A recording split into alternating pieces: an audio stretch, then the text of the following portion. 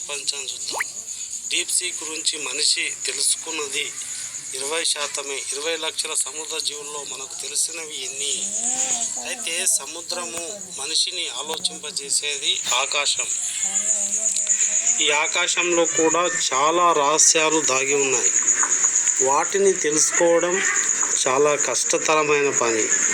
అంతరిక్షంపై పరిశోధనలు చేస్తున్న శాస్త్రవేత్తలు, ఇది మన సౌర వ్యవస్థ, ఇది అంగారక గ్రహం, మనిషిని ఆశ్చర్యపరుస్తున్న సముద్ర గర్భం, ఎన్నో రహస్యాలను దాచుకున్న డీప్, పాతాళాన్ని తలపిస్తున్న సముద్రపు అట్టడుగు భాగం. మరి ఇక్కడ జీవులను గురించి మనం సముద్రం తెలుసుకోవాలి. డీప్ సీకి చేరుకొని సూర్యకిరణాలు, అంతటి లోతైన ప్రదేశాల్లో ఒత్తిడి ఎక్కువగా ఉంటుంది. మనిషిని అట్టడుగు నెట్టేస్తున్నటువంటి ఈ యొక్క సముద్రం గురించి మనకు 20% తెలుసు. సముద్రపు అట్టడుగులో మనిషిని జీవించడం కష్టసాధ్యం. అయితే 80 లక్షల జీవులు ఉంటే 20 లక్షలు మాత్రమే మనిషికి తెలిసింది ఇప్పటి వరకు. ఇంకా సముద్ర కన్యలు, సముద్ర జీవులు ఉన్నాయని కొంతమంది వాదనలు కూడా ఉన్నాయి. ఇక్కడ కనిపిస్తున్నట్టు ఈ సముద్ర గర్భం అత్యంత కీలకమైనది. ఎందుకంటే ఇక్కడ చూడవచ్చు, చాలా సముద్రాలు జీవులు. సముద్రపు అట్టడుగు భాగం జీవ వైవిధ్యానికి నిలయం. చాలా సముద్రాలు, చాలా సుందరమైన ప్రదేశాలు కూడా ఉంటాయి. సముద్రపు మిషన్ను చేపట్టిన పరిశోధకులు, బౌండరీ ట్రాప్ ప్రాంతంపై దృష్టి సారించిన శాస్త్రవేత్తలు. ఇక్కడ రకరకాల చేపలు, రకరకాల జీవులు కూడా ఉంటాయి. చేపలు, డీప్ సీ ప్రయోగాలను ఖచ్చితమైన ప్రదేశం బౌండరీ. 1000 కొత్త సముద్ర జీవులను గుర్తించిన శాస్త్రవేత్తలు. 100 జీవులు కొత్త మనకు కనుక్కురు. ఇప్పుడు మరలా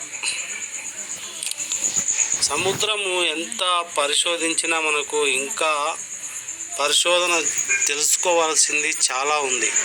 అయితే మన భూమి లోతైన సముద్రం గురించి మనకు తెలిసింది గోరంతే. అయితే 70% నీరు, 20% భూమి ఉంది. కాబట్టి సముద్రం గురించి మనం పూర్తిగా తెలుసుకుంటే మనం ఇంకా సముద్ర గర్భంలో మనిషిని పోలిన జీవులు ఉన్నాయా అనే ప్రశ్న వస్తుంది. వీటికి ఆధారాలు అయితే ఇంతవరకు లభించలేదు. జలకన్య లేదా మత్స్యకన్యలు కనబడినట్టు మనకు ఆధారాలు అయితే కనిపించలేదు, కానీ ఉన్నాయని కొంతమంది నమ్ముతున్నారు. మన పురాణాల్లో జలకన్య సగం మానవ రూపం, సగం మనిషి రూపం. ఇక్కడ కనిపిస్తుందిగా, ఇది కొంచెం మనిషి రూపంగానే కనిపిస్తుంది చేప. అలాగే ఈ చేపలు సముద్రం 2004లో వచ్చిన సునామీలో మత్స్యకన్యల రూపం జీవులు. మరి వీటిపైన కూడా చాలా పరిశోధనలు అయితే జరుగుతున్నాయి. సముద్ర గర్భంలో మాత్రమే మనిషి పోలిన జీవులు. ఇది మహావిష్ణువు మత్స్యావతారం కూడా ఉంటుంది. కంబోడియా, థాయిలాండ్ రామాయణంలో మత్స్యకన్య ప్రస్తావన. రావణుడికి సువన లంకకు వారధి కట్టకుండా సువన ఊపేందుకు యత్నం. ఈ విధంగా ఎన్నో వాదనలు అయితే మనకు సముద్రంలో తెలియని రహస్యాలు, అంతుచిక్కని రహస్యాలు ఎన్నో ఉన్నాయి. మనం సముద్ర అన్వేషణ చేయవలసిన అవసరం చాలా ఉంది.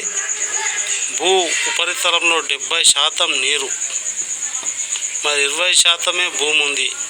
ఈ 70%ని అన్వేషణ చేస్తే ఇంకా మహాసముద్రాల గురించి మనకు ఎంత తెలుసుకున్నా తక్కువగానే. సముద్రాల గురించి మనకు తెలిసింది 20% మాత్రమే. ఈ 20%లో కూడా ఇక్కడ అంగారక గ్రహం కూడా మనం పరిశోధనకు చేస్తున్నాము. అక్కడ ధ్రువ ప్రాంతం 19వ శతాబ్దం వరకు లోతైన సముద్రంలో జీవం లేదని నమ్మాం, కానీ ఇప్పుడు జీవం ఉందని గుర్తించారు.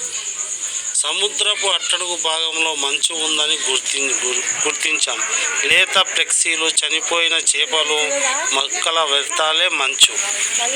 డీప్ సీ మంచును ఇష్టపడుతున్న జలచరాలు. ఇది ఈ విధంగా ఉంది ఫ్రెండ్. ఈ సముద్రంలో తెలుసుకోవాల్సినటువంటి చాలా ఉంది. ఇంకా మరి సముద్రము ఒక మ్యూజియం అని కూడా చెప్పొచ్చు. మానవులు సముద్రంలో వెలుగుతున్న క్లోరల్ ఆర్చిన్లు, కార్టూన్లు, మరి ఎన్నో జల సంపదలు, రసాయనాలు కూడా ఉన్నాయి. మాంగనీసు, ఖనిజ సంపదల కోసం ఈ యొక్క 2.40 లక్షల సముద్ర జాతులను గుర్తించిన శాస్త్రవేత్తలు. ఇంకా గుర్తించబడిన 20 లక్షలకు పైగా ఉన్నాయని అంచనా. డీప్ సీ పర్యవేక్షణ పరిస్థితులను అర్థం చేసుకోవాలి.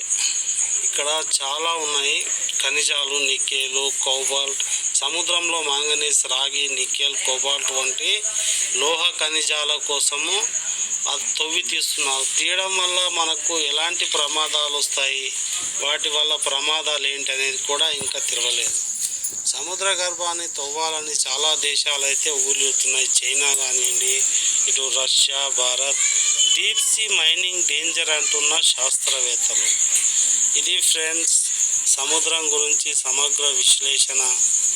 ఇంకా చాలా తెలుసుకుందాం. ఇక్కడ చూడాల్సిన ఎన్నో ప్రాజెక్టులు అయితే సముద్రం పైన నిర్మిస్తున్నారు. ఇక్కడ చేపలు ప్రశాంతంగా ఉంటుంది. లోపల ఈ యొక్క సముద్రం లోపల వ్యర్థ పదార్థాలు చూడండి. చెత్తకుండి ఇలా మారిపోయింది వ్యర్థ పదార్థాలతోని. ఇప్పుడు ఈ యొక్క వ్యర్థాలన్నీ సముద్రాన్ని కూడా కలుషితం అయితే చేస్తున్నాయి. ఈ కలుషితం వల్ల చాలా ప్రమాదాలు అయితే వస్తాయి. కాబట్టి సముద్రాల లోపలికి వ్యర్థ పదార్థాలు పంపించకుండా ఉండడం మంచిది.